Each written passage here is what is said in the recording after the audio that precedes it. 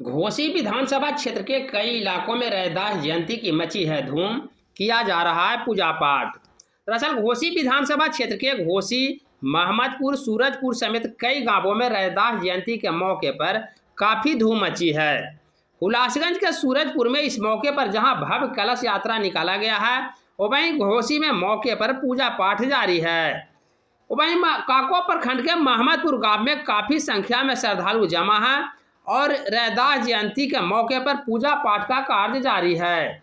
इस मौके पर आयोजनकर्ता गुड्डू कुमार एवं अयोध्या दास का बताना है कि यह कार्यक्रम देर रात्रि तक चलने की संभावना है, जिसके बाद प्रसाद वितरण के बाद यह समाप्त होगा।